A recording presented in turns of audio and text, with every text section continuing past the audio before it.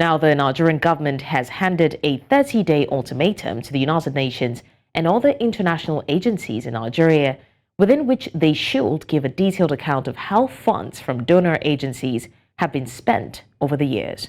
The Minister of Women Affairs, Uju Kennedy Ohaneye, issued the threat during a press conference that the 30-day ultimatum starts from October 16 to November 15, and failure in which the ministry would proceed to court. Now, she also raised concern over the misuse of $100 million, approximately 103 billion naira, that was earmarked for a World Bank-sponsored project meant to bring in women, encourage them in business, empower them, particularly in the field of agriculture, and give them little capital, as well as teach them on how to save. We will now be joined by Segun Sopitan, the Chairman, Accountability, Candour and Transparency Network, ACT, a good governance advocacy civil society organization. Thank you, Segun Sopitan, for joining us. Thanks for having me. It's a pleasure.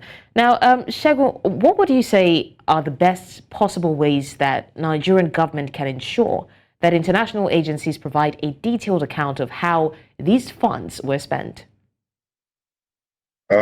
I actually find this very unusual, and I'm being charitable with my choice of words. It's extremely unusual to find a national government accusing multilateral international agency of embezzlement.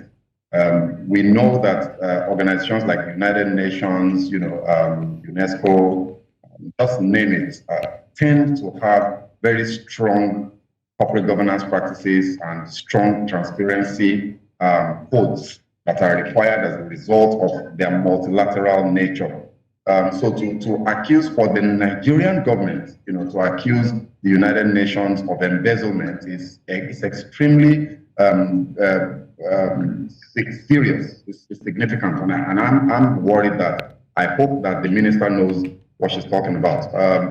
The United Nations, to my understanding, has even helped Nigeria during the development of the social register, and all of that. They provided the accountability structures to ensure that those processes were above board. So to turn around and then accuse the United Nations of embezzlement, I find that very serious, and I hope that we do have evidence to back up, these very serious allegations.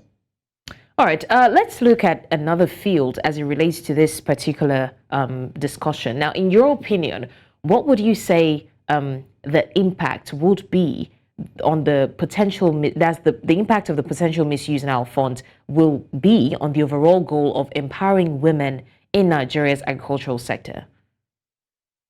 Well, I mean, look, if there's been embezzlement, there's been misappropriation, or whatever name you want to call it, then clearly that would negatively impact the achievement of the goals of that project. Because obviously, what it would then mean is that the funds would not be used for the purpose and would not reach the target beneficiaries.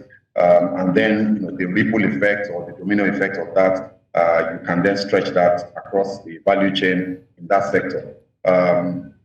So again, one just has to hope that this is spurious. One has to hope that this is not true. And I mean, I guess, look, the Nigerian government has come up with an accusation. It looks to me now that the United Nations have no choice but to respond. So that in addition to what I just said before, you then don't have a spiral where other partner agencies, partner private organizations, partner private donors don't then pull back because of the lack of credibility and the lack of accountability in the entire network of activities. So this needs to be looked into and taken as seriously as is possible.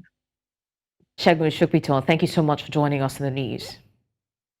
Thanks for having me.